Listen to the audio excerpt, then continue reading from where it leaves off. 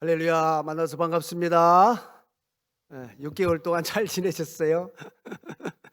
우리가 이 교회에서 예배드리는 게 6개월 만입니다. 마스크를 쓰고 또 이렇게 떨어져서 예배를 드려야 되지만은 본당에서 예배드리니까 은혜가 좀 다르지 않습니까? 뭔가 좀 잃어버렸던 것을 되찾은 느낌이 드네요. 뭐든지 잃어버리고 나면은 그게 소중함을 그때 아는 것 같습니다. 그러니까 여러분들 항상 잘 있는 것을 지키는 것이 필요할 것 같아요. 오늘 예배를 통해서 우리 주님께서 은혜 주실 줄 믿습니다. 자, 함께 나눌 말씀은 누가복음 7장 7절부터 10절까지의 말씀입니다. 우리 다 같이 교독하시겠습니다. 제가 먼저 한 절을 읽겠습니다. 그러므로 내가 주께 나아가기도 감당하지 못할 줄을 알았나이다. 말씀만 하사 내 하인을 낫게 하소서. 나도 남의 수하에 든 사람이요 내 아래에도 병사가 있으니 이더러 가라 하면 가고 저더러 오라 하면 오고 내 종더러 이것을 하라 하면 하나이다. 예수께서 들으시고 그를 놀랍게 여겨 돌이키사 따르는 무리에게 이르시되 내가 너희에게 이르노니 이스라엘 중에서도 이만한 믿음은 만나보지 못하였노라 하시더라. 오래 어떤 사람들이 집으로 돌아가 보매 종이 이미 나아 있었더라. 아멘. 예수님께서는 가버나움 근처에 있는 언덕 위에서 아주 중요한 말씀을 전하셨습니다.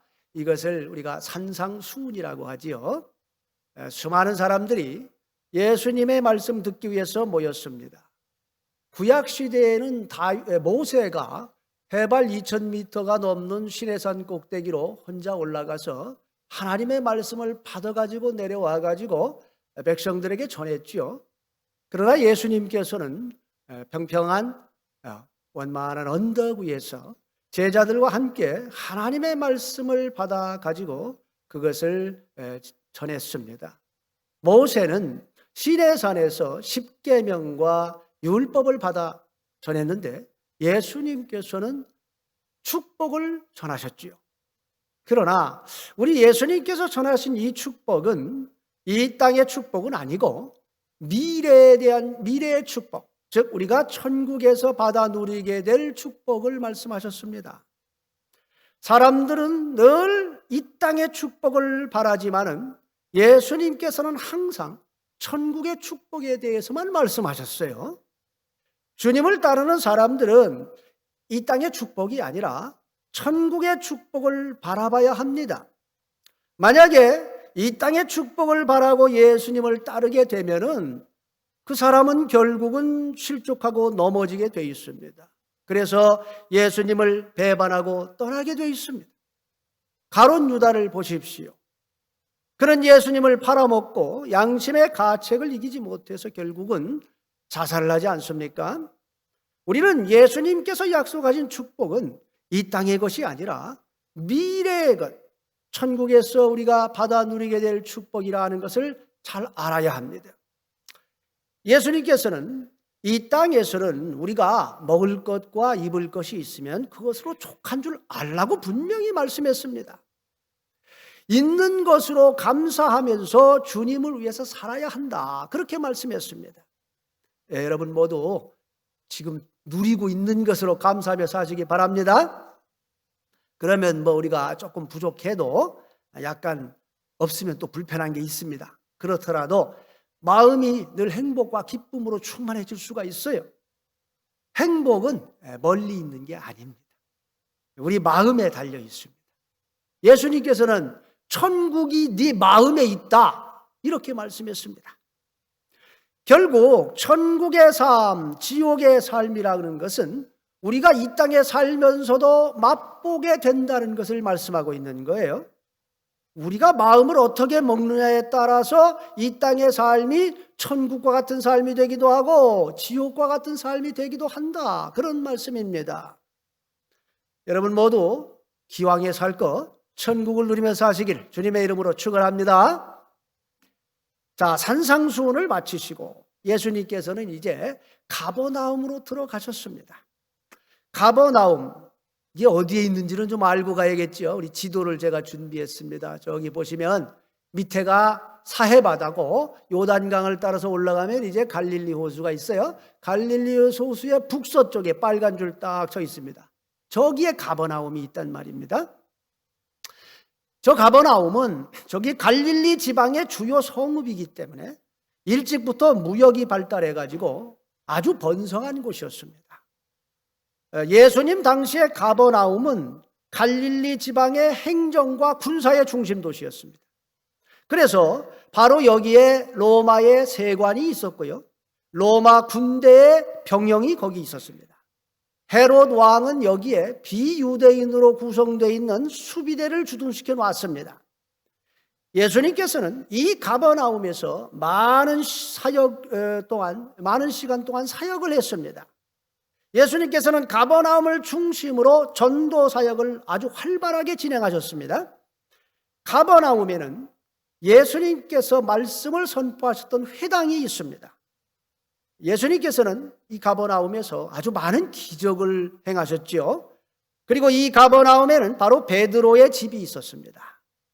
그래서 예수님께서 이 가버나움에서 베드로와 안드레, 야고보, 요한 이 네 사람을 제자로 불러내셨습니다.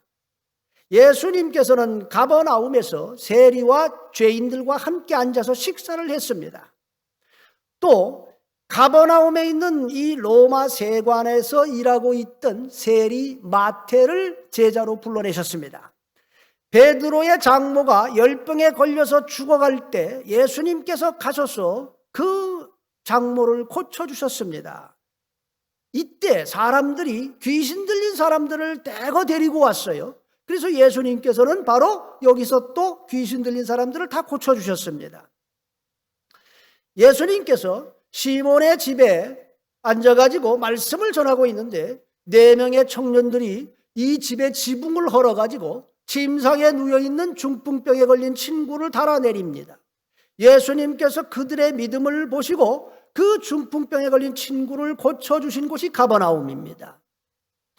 이 가버나움에서 예수님께서는 회당장 야이로의 딸이 죽었을 때에 그를 다시 부활시켰습니다. 그리고 이 회당장 야이로의 딸을 고치러 살리러 가는 그 길에 혈루병을 앓고 있는 여인이 와서 내가 예수님의 그 옷자락에 손만 대도 나는 나을 수 있다 그렇게 믿고 손을 대는 바람에 그녀가 완전히 치유됐습니다. 그러니까 무슨 말이냐면 이 가버나움에 사는 사람들은 예수님을 아주 가까이에서 볼 수 있는 특별한 은혜를 누린 사람들입니다. 그리고 예수님이 행하시는 그 놀라운 기적들을 자기 눈으로 직접 볼 수 있는 은혜를 누린 사람들이에요. 무역이 활발한 이 가버나움에서 무역의 중심지다 보니까 여기서 벌어진 예수님의 기적은 무역로를 따라서 급속도로 중동 지역에 퍼지게 된 것입니다. 예수님께서 가버나움에 들어가셨을 때에 백부장이라고 하는 사람이 예수님께 사람을 보냈습니다.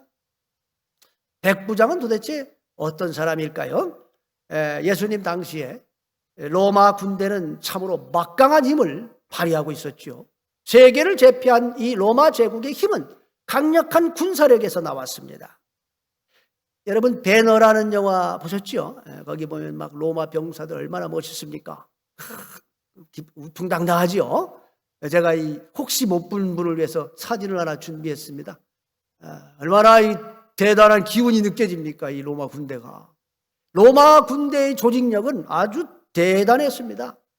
저들이 타고 있는 병거는 바람처럼 그냥 덮쳐버렸는데 이 병거를 이길 수 있는 군대는 아무도 없었어요. 로마 군대의 한 개 군단은 6,000명의 병사로 이루어졌습니다. 근데 이 6,000명을 600명씩 10개로 나눈 대대, 또 그 600명을 100명씩 6개로 쪼개면 중대가 되는데 그 100명을 지휘한 사람을 백부장이라고 불렀습니다. 이런 복장을 하고 있어요. 멋있죠? 자, 저 백부장은 로마 군대의 가장 중요한 핵과 같은 존재입니다. 백부장은 일반 병사들이 한 15년 정도 군 복무를 해야만 올라갈 수 있는 자리예요. 사병들이 꿈꿀 수 있는 가장 명예로운 직책이 바로 백부장입니다. 일반 병사는 더 이상은 어려워요. 로마 군대의 군기가 엄청나게 셌기 때문에 군 생활이 이게 천국이 될 거냐 지옥이 될 거냐는 어떤 백부장을 내가 만나느냐 그거에 따라서 결정되는 겁니다. 뭐 로마 시대나 우리 시대나 군대에서는 줄을 잘 서야 돼요. 줄 잘못 섰다가는 아주 군생활 꼬입니다. 당시의 서민들의 삶은 우리가 지금 상상하기 어려울 정도로 아주 어려웠습니다. 먹을 것이 없어서 굶주려서 죽는 사람들이 많았고요. 고용이 불안해가지고 실업자들이 많아가지고 또 노동력 착취가 아주 심각했습니다. 약탈로 먹고 사는 강도들이 아주 너무 많았습니다. 또 전염병이 창궐하곤 했습니다. 그런 환경에서 이 서민들이 잘 먹고 안정적으로 이렇게 살 수 있는 길은 바로 로마 황제의 군인이 되는 것입니다. 군대에 들어가면 비록 막 훈련은 너무 힘들고 또 자유는 하나도 없지만은 그래도 영양가가 골고루 갖춰져 있는 식사를 몇 끼니마다 할 수 있단 말이에요. 또 그 군대에 들어가게 되면 글을 배울 수가 있었고 기술을 여러 가지를 배울 수 있는 기회들이 주어졌습니다. 무엇보다도 가장 중요한 것은 꼬박꼬박 월급이 나왔습니다. 그래서 그것으로 자기 가족들을 먹여 살릴 수가 있었단 말이죠. 자, 그때에도 군 복무 기간에 따라서 이제 호봉이 올라갔기 때문에 이 백부장은 15년 이상은 근무를 해야 된다고 그랬잖아요. 그러니까 백부장의 월급은 일반 병사의 월급보다는 15배 정도는 많습니다. 또 당시의 군인들은 아주 특별한 권리를 누릴 수 있었습니다. 군인들은 말이죠, 죄를 범해도 민사재판에 회부되지 않고 반드시 군사재판에 회부가 됐어요. 그런데 군사재판의 이 위원들이 다 백부장들로 구성되어 있었습니다. 그러니까 민간인들이 군인이 이제 잘못을 해서 고발을 해봐야 항상 군인이 유리한 판결만 나와요.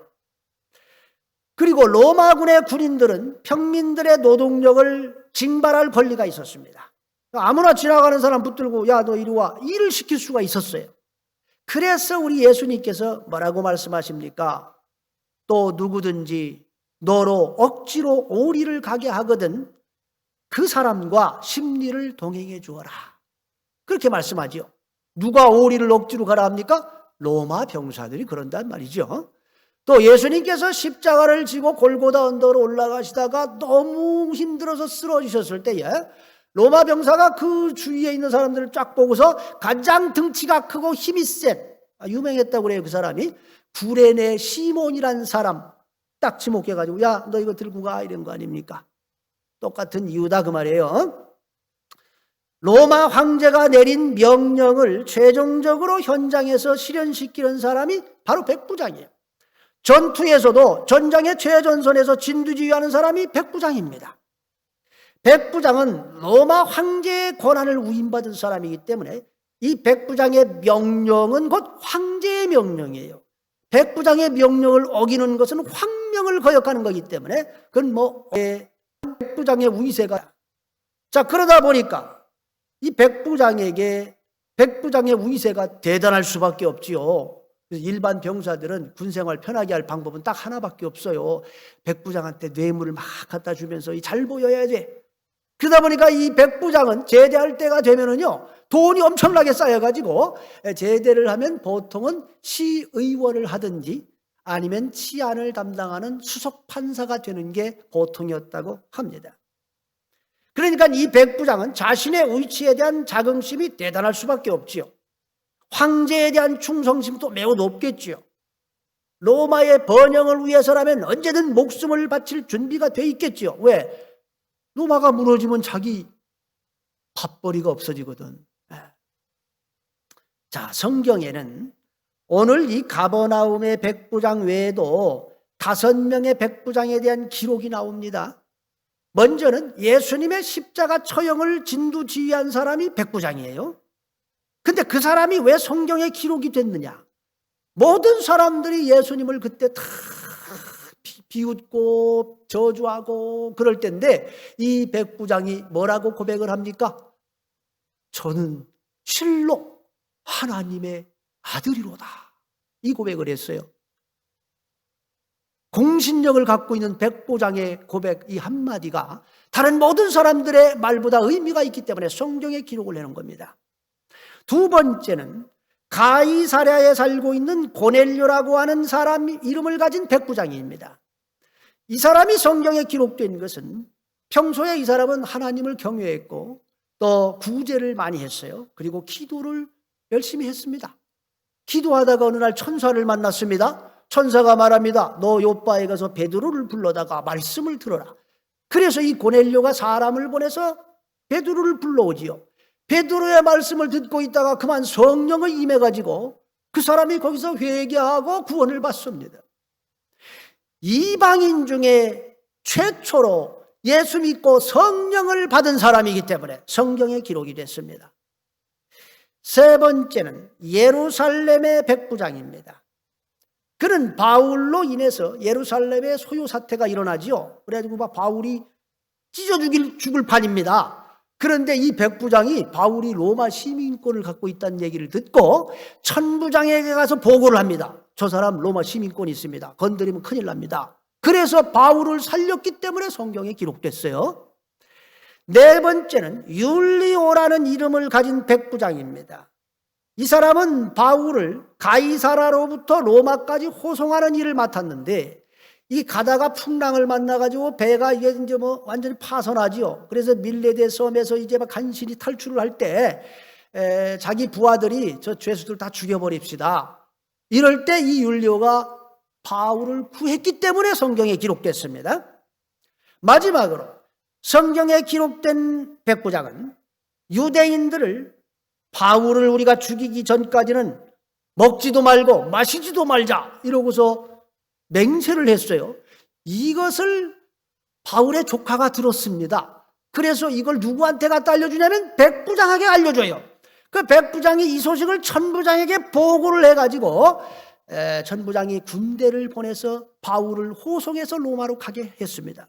그래서 성경에 기록된 겁니다. 자, 이 사건들을 통해서 우리가 백부장의 역할이 얼마나 중요했는가 하는 걸 알 수 있지요. 현장의 소리를 잘 파악해가지고 그들의 한마디에 따라서 사람이 죽고 살고 하는 문제가 결정된다는 걸 알 수 있습니다.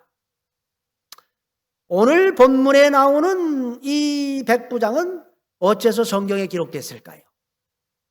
그는 가버나움에 있는 로마 소속 수비대에 속한 백부장입니다. 그가 예수님께 사람을 보냈습니다. 그가 사람을 보낸 이유는 2절에 기록되어 있습니다. 우리 다 같이 2절 말씀 한번 읽어보겠습니다. 어떤 백부장이 사랑하는 종이 병들어 죽게 되었더니, 마태복음에서는 이 종이 중풍병에 걸렸다고 기록을 해놨어요. 그러니까 이 종이 심각한 중풍에 걸려가지고 막 이제 죽을 똥말똥 하는데 이 사람을 좀 살려보겠다고 예수님께 백부장이 사람을 보냈다는 겁니다. 그런데 우리는 여기서 한 가지 좀 이상한 점을 발견하게 됩니다. 그것은 백부장이 사랑하는 종이라고 되어 있단 말이에요. 여러분, 당시에 종은 주인의 물건과 같이 취급됐습니다. 그래서 언제든지 팔고 살 수도 있고요. 그를 죽였다고 해서 주인이 처벌받는 시대가 아니에요. 종은 그 인간이 아니에요. 그냥 물건입니다. 이때 종들은 인간 취급을 못 받았습니다. 그렇기 때문에 당시의 종들은 부리고 이렇게 돈 벌고 파는 이런 일 시키는 대상이지 사랑의 대상은 아니었다 이 말이에요. 그런데 이 백부장은 자기 종을 한 인격체로 대했다는 사실이 아주 놀랍습니다. 그를 사랑하는 마음이 있었다는 거예요. 그의 아픔을 마치 자기 자신의 아픔과 같이 느껴가지고 그 문제를 해결할 방법을 직접 찾아 나섰다는 겁니다. 마태복음에서는 이 백부장이 직접 예수님께 나와서 간청했다 이렇게 기록을 해놨습니다. 당시에 종들이 아프면 같이 있는 종들이 자기들끼리 알아가지고 돌봐주고 약도 좀 구해다 주고 알아서 해결해야 돼. 종의 문제를 가지고 주인이 나서서 움직이는 것은 있을 수가 없는 일이에요. 그런데 이 백부장은 아주 달랐습니다. 당시 사회에서는 아주 특이한 경우예요. 특이한 점이 또 있습니다. 3절을 우리 다 같이 읽어보겠습니다. 시작. 예수의 소문을 듣고 유대인 장로 몇 사람을 예수께 보내어 오셔서 그 종을 구해 주시기를 청한지라. 백부장이 보낸 사람들이 유대인의 장로들이었다고 기록하는 것입니다. 그것도 한 명이 아니고 몇 사람의 장로를 보냈다고 지금 말하고 있지요. 이것은 당시 사회에서는 상상도 할 수 없는 일입니다. 유대인들은 이방인들과는 함께 자리에 앉지 않습니다. 율법상 이방인들과 함께 있으면 부정한 사람이 된다고 배우기 때문에 유대인들은 이방인들과는 절대 같이 있지 않습니다.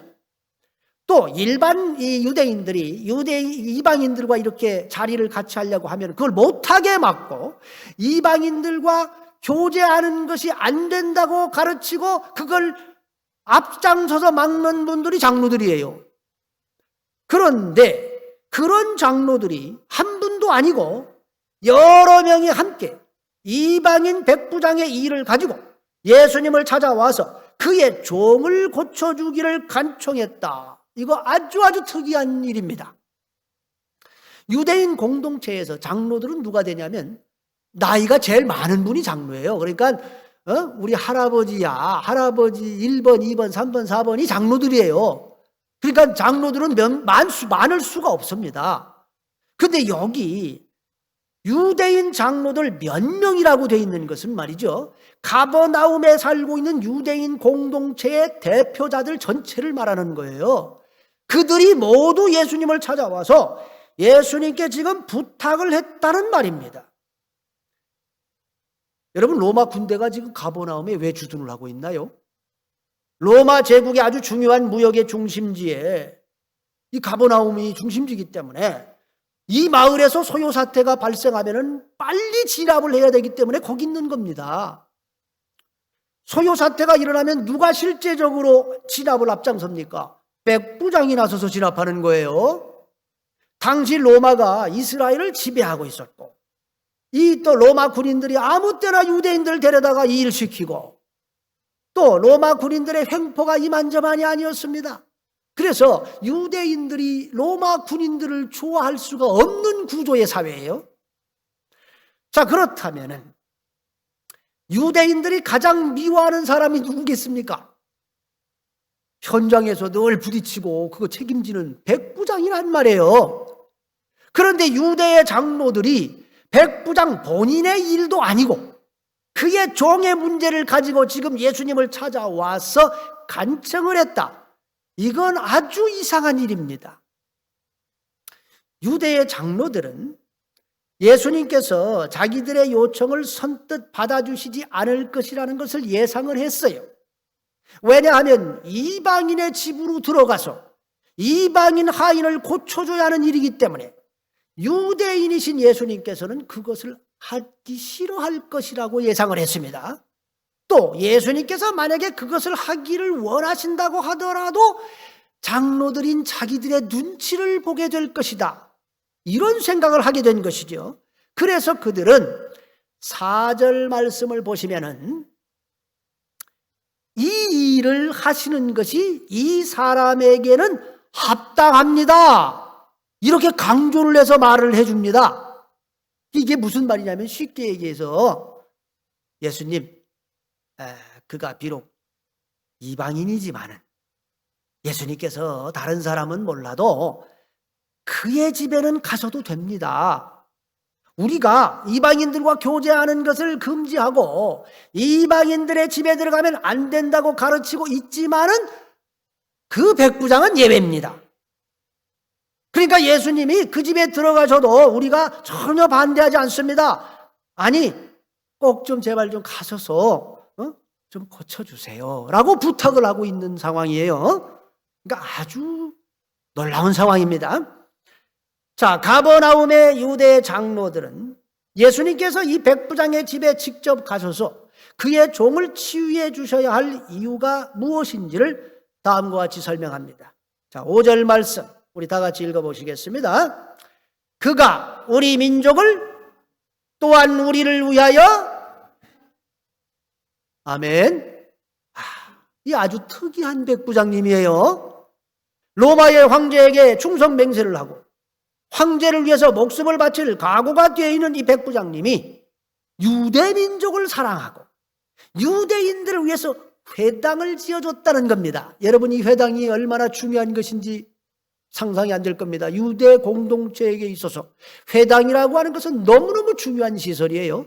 바로 이 회당에서 종교 활동이 이루어지고 이 회당에 도서관이 있어가지고 거기서 자녀들의 신앙 훈련을 다 시키는 곳입니다.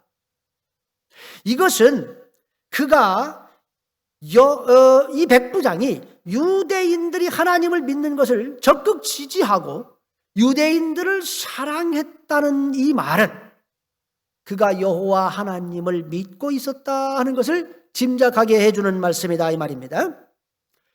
유대 장로들이 다 같이 나서서 이 백부장 집에 가셔서 그의 종을 좀 고쳐달라 이렇게 간청을 하니까 우리 예수님께서 뭐 망설이실 이유가 없잖아요. 뭐 장벽이 없잖아요. 그래서 예수님께서 흔쾌히 이제 그 집으로 출발하셨습니다. 한참 가서 이제 그 집이 다 가까워지고 있는 이때에 갑자기 백부장의 친구들이 예수님께 나와서 백부장의 말을 전합니다. 백부장이 무슨 말을 했는지 6절 하반절부터 8절까지 나오는데 우리 다 같이 여러분이 백부장이라고 생각을 하고 한번 읽어볼까요? 자, 시작. 주여 수고하지 마옵소서. 내 집에 들어오심을 나는 감당하지 못하겠나이다. 그러므로 내가 주께 나아가기도 감당하지 못할 줄을 알았나이다. 말씀만 하사 내 하인을 낫게 하소서. 나도 남의 수하에 든 사람이요 내 아래에도 병사가 있으니 이더러 가라 하면 가고 저더러 오라 하면 오고 내 종더러 이것을 하라 하면 하나이다. 아주 놀라운 고백입니다.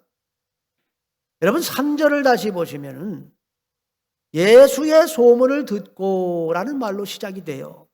그러니까 이 가버나움의 치안을 지금 맡고 있던 백부장이 가버나움 사람들이 수군거리는 예수님에 대한 소문을 들었기 때문에 유대 장로들에게 예수님을 좀 자기 집으로 모셔와 달라고 부탁을 했다는 겁니다. 그가 도대체 어떤 소문을 들었길래 예수님을 모시려고 했을까요? 예수님께서 베드로의 장모의 열병을 고쳐주셨고 중풍병자를 고쳐주셨으며 귀신 들린 사람들을 고쳐주셨다는 소문을 들었을 겁니다. 그래서 예수님께서 자기가 사랑하는 종도 고쳐주실 수 있을 거라고 믿었기 때문에 자기 집에 모시려고 했던 것이지요. 그러나 유대인들이 존경하는 우리 예수님께서 이방인인 자기 집에 흔쾌히 오시려 하지 않을 걸 알았기 때문에 장로님들에게 부탁을 한 거예요. 자, 그런데 왜 그가 갑자기 마음을 바꿨을까요? 왜 친구들을 보내가지고 예수님께서 자기 집에 들어오는 걸 감당치 못하겠다고 그냥 말씀만 해달라고 했을까요? 그것은 그의 말 속에서 답을 찾을 수가 있습니다. 6절 다시 보시면 그가 예수님을 뭐라고 불렀습니까? 주여라고 불렀다는 사실입니다. 그러니까 백부장은 처음에 예수님을 그저 병이나 고쳐주시는 그런 분으로 생각을 했었는데 이제 예수님께서 자기 집에 오신다고 그러니까 이분을 제대로 잘 영접을 하기 위해서 이분이 어떤 분이신지 좀 더 알아봤겠지요. 당연히 그렇죠. 이분이 누군지를 잘 알아야 거기에 맞춰서 격식을 갖출 거 아닙니까? 그때에 그는 아주 놀라운 사실을 듣게 되었겠지요. 예수님께서 병자를 고쳐주시는 건 물론이고 자기가 세워주었던 그 회당에서 장으로 일하던 야이로의 12살 먹었던 딸이 죽었는데 예수님께서 가셔가지고 그 침대에 죽어있는 딸의 손을 붙들고 달리다 쿵 이렇게 말하니까 그 아이가 헐떡 침상에서 일어났다는 소문을 듣는 순간에 그는 정신이 번쩍 들었을 것입니다. 더군다나 예수님께서 그 죽은 아이를 살리기 위해서 막 가시는데 12년 동안 혈루병으로 고통받던 여인이 내가 저 예수님의 옷 끝에 손만 대도 나는 나을 수 있다고 믿고 와서 손을 댔다가 병의 근원이 완전히 말라버리고 정상됐다는 소식을 들었을 때 그는 정신이 번쩍 들었다 그 말이에요.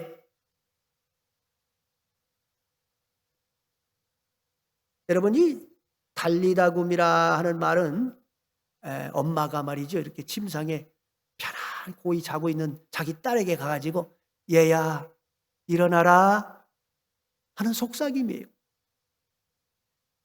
그때에 이 백부장은 깨달은 것입니다. 아, 예수님이라는 분이 자기가 생각했던 그런 분이 아니었구나. 그걸 안 것이죠. 그분은 말씀 한마디면 죽은 자도 살리시고 아무 말씀을 하지 않으셔도 그냥 그분의 옷에 손만 대도 병의 근원이 나와버리는 그런 분이라는 걸 알았던 것입니다. 그래서 이 백부장은 예수님을 향해서 뭐라고 불렀다고요? 주여 이렇게 불렀습니다. 그는 예수님이 그냥 병이나 치료해 주시는 그런 분이 아니라 우리의 구원자이시라는 걸 깨달았다는 겁니다. 자기 같은 이방인은 감히 가까이 갈 수도 없는 주님이시라는 걸 알았던 거예요. 자기 같은 죄인은 감히 감당할 수 없는 아주 거룩하고 고귀하신 분이라는 걸 깨달았던 겁니다. 그는 8절에서 나도 남의 수하에 든 자요 내 아래에도 병사가 있으니 이더러 가라 하면 가고 저더러 오라 하면 오고 내 종더러 이걸 하라 하면 하나이다 이렇게 고백합니다. 그는 로마 황제의 명을 위해서 목숨을 건 사람이지요. 로마 황제의 명령에 따라 움직이는 사람입니다. 그는 예수님께서 하나님의 명을 따라 움직이는 분이라는 걸 알았던 거예요. 또한 자신도 자기 수하한테 야 이거 해라 저거 해라 하면 하는 도란 말입니다. 그렇다면 저 예수님께서 만약에 자기 수하에게 뭔가를 명령하면 그게 반드시 이루어지지 않겠습니까? 예수님에게 있어서 종은 누가 되겠습니까? 천사들이다 이 말이에요. 백부장은 예수님께서 굳이 자기 집에 오시지 않아도 그냥 저기서 말씀 한 번만 딱 해주시면 그대로 될 걸 믿었다는 말이에요. 그는 말의 힘을 알고 있었던 겁니다. 그는 로마 황제의 명령이 가지는 힘을 알고 있었기 때문에 하나님 아버지의 말씀의 힘을 믿은 거예요. 아니, 이 땅에 로마 황제의 말 한마디도 사람이 죽고 살고 하는 권세가 있는데 하물며 천지 만물을 창조하신 하나님의 말씀을 따라 움직이고 계시는 예수님께서 한마디 하시면 그 말씀은 반드시 이루어질 것이다. 그걸 믿었단 말이에요. 할렐루야. 백부장의 말을 들은 예수님께서는 이렇게 말씀하십니다. 우리 다 같이 9절 말씀 읽어보시겠습니다. 시작. 예수께서 들으시고 그를 놀랍게 여겨 돌이키사 따르는 무리에게 이르시되 내가 너희에게 이르노니 이스라엘 중에서도 이만한 믿음은 만나보지 못하였노라 하시더라. 할렐루야. 예수님께서는 백부장의 믿음에 감동하신 거예요. 지금까지 가버나움에서 예수님이 얼마나 많은 기적을 행했습니까? 회당에서 얼마나 많은 말씀을 선포하시고 가르쳤습니까? 그런데 이 가버나움의 사람들은 예수님을 구원자로 알아보지를 못했어요. 그저 그냥 병이나 고쳐주시는 분, 귀신 쫓아주시는 분, 우리에게 유익을 주는 분, 그래서 따랐을 뿐입니다. 그런데 여기 이 백부장은 이방인이었음에도 불구하고 예수님이 구원자라는 걸 알았고 주님의 말씀의 권세가 어떤 것인지를 믿었던 것입니다. 또한 그의 믿음대로 그의 종이 낫는 경험을 하게 되지요. 사랑하는 성도 여러분, 여러분은 예수님을 어떤 분으로 알고 따르고 계십니까? 과연 우리는 이 백부장처럼 예수님의 말씀의 권위를 그렇게 믿고 있습니까? 정말 예수님의 말씀 한마디면 우리가 살 수 있다고 그렇게 믿고 있느냐? 그걸 우리에게 지금 질문을 던지고 있는 거예요. 아니면 오늘도 우리는 예수님의 권위를 의심하고 기적을 베풀어 주시기를 바라고 있습니까? 하나님 정말 계십니까? 계시면 좀 이것 좀 해주시고 저것 좀 해주세요. 그럼 제가 잘 믿어보겠습니다. 아직도 이러고 있는 건 아니냐 이 말이에요. 나에게 행하신 일이 아니라도 성경에 기록된 다른 사람들에게 행하신 주님의 일을 보고 우리는 주님을 믿고 나와야 합니다. 할렐루야. 예수님께서 뭐라고 그랬어요? 너희가 나를 믿지 못하겠거든 내가 행한 그 일을 믿어라 이랬습니다. 예수님이 행하신 일을 잘 살펴보면 예수님이 하나님 아버지하고 같은 분이시구나 그걸 알 수 있다는 얘기예요. 하나님께서는 말씀으로 우주 만물을 창조하셨습니다. 그리고 지금도 말씀으로 천지 만물을 붙들고 계시다. 성경은 그렇게 말해요. 그 말씀이 육신을 입고 이 땅에 오셨는데 그분이 예수님입니다. 그러니까 하나님의 말씀이 곧 예수님입니다. 믿습니까? 그렇다면 예수님의 말씀 한마디면 족한 거지요.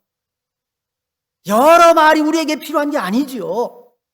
예수님 말씀 한 말씀만 우리가 제대로 딱 붙들면 그냥 사는 거예요. 할렐루야. 여러분 모두 막 기적 이런 거 쫓아다니지 마시고 주님 말씀을 붙드시기 바랍니다. 백부장과 같이 예수님 말씀의 능력을 믿으시길 주님의 이름으로 축원합니다. 자, 이 시간 우리 찬양팀 나오시고 우리 다 같이 찬양하시고 함께 기도하는 시간을 갖도록 하겠습니다. 은혜로다. 여러분의 신앙 고백 되시기 바랍니다. 시작됐네 우리 주님의 능력에 나의 삶을 다스리고 새롭게 하네 자유하네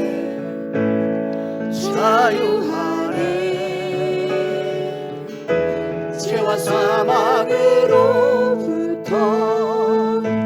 나의 삶은 변하구나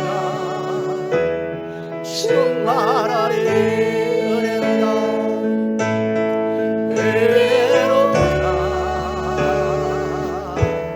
주의 은혜 한량없니 주의 은혜로다 주의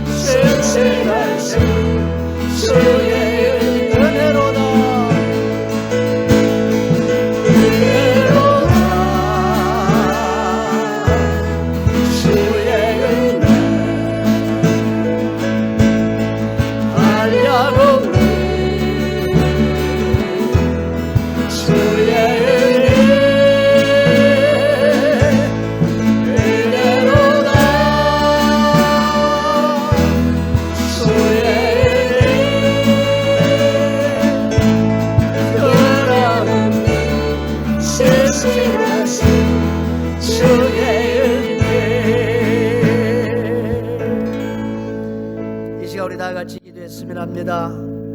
우리가 지금까지 어떤 믿음으로 예수님을 따라왔는지 되돌아봅시다.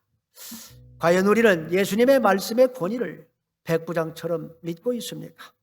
예수님의 말씀이 곧 하나님 아버지의 말씀이라고 우리는 믿고 있습니까? 우리가 예수님의 말씀을 그렇게 존중하고 사랑하고 있습니까? 정말 그렇다면 우리는 예수님의 말씀을 그 무엇보다도 더 귀하게 여길 것입니다. 이 세상의 모든 것을 잃어도 예수님의 말씀만 내가 붙들면 승리할 수 있다고 믿을 것입니다. 이 시간 우리도 백부장처럼 주님 말씀 의지하여 믿음으로 살게 해달라고 우리 다 같이 통성으로 기도하시겠습니다. 오 주 아버지 하나님, 감사와 찬양을 올려드립니다. 오늘 우리가 참으로 백부장을 통하여서 우리의 삶을 되돌아보고 우리가 아버지의 말씀을 젖어 살게 하여 주시옵소서.